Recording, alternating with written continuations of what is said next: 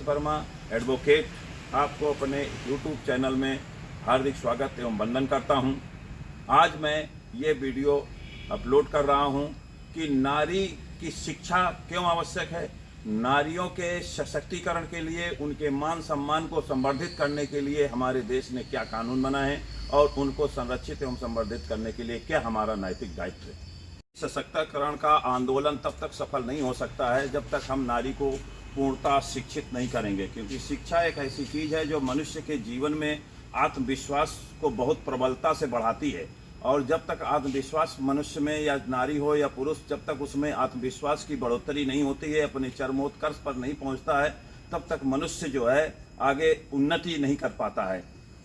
नारियों के जो शिक्षा का है, जहाँ तक मैंने पढ़ा है और समझा है, उसमें रामायण काल रहा हो, चाहे महाभारत काल रहा हो, चाहे वैदिक काल रहा हो, कभी भी नारियों के शिक्षा का कोई भी उल्लेख नहीं मिलता है कि इनको शिक्षित करने का कहीं पर भी कोई आश्रम में या किसी विद्यालय में कोई व्यवस्था रही हो।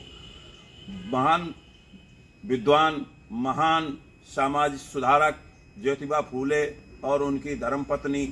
माता सावित्री फूले ने आंदोलन चलाया और नारियों को शिक्षित करने का पहला कार्य हमारे हिंदुस्तान में किया, और उसकी अलख जगाने का संविधान निर्माण के माध्यम से बाबा साहब भीमराव अम्बेडकर ने हिंदू कोड बिल पास करके किया। आज हम सबका नैतिक धर्म बनता है कि बच्चियों को, महिलाओं को ज़्यादा से ज़्यादा जागरूक करने के लिए उन्हें शिक्षित करने का हर संभव प्रयास करें। हमारे देश की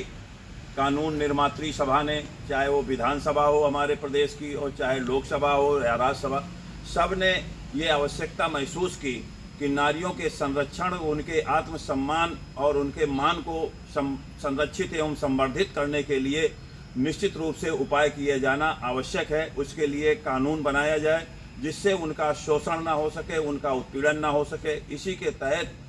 1984 में हमारे देश के पार्लियामेंट ने दहेज हत्या कानून बनाया। इसके बाद और आवश्यकता महसूस हुई तो घरेलू हिंसा अधिनियम आया, जिससे घर के अंदर, घर की चार दीवारी के अंदर महिलाओं के साथ जो हो रहा है उत्पीड़न, उसको रोकने का एक सार्थक प्रयास किया गया है कानून के माध्यम से। ये हम सबका दायित्व बनता है कि किसी भी घर में, किसी भी सोसाइटी में अगर कहीं पर भी महिलाओं के साथ उत्पीड़न हो रहा है तो उसके लिए लड़ाई लड़ी जाए, उनको आत्मविश्वास से प्रेरित किया जाए कि कानून आपका संरक्षण करने के लिए, आपके मान सम्मान को संवर्धित करने के लिए तैयार है। आप आगे आवें और अपने हक की लड़ाई लड़ें।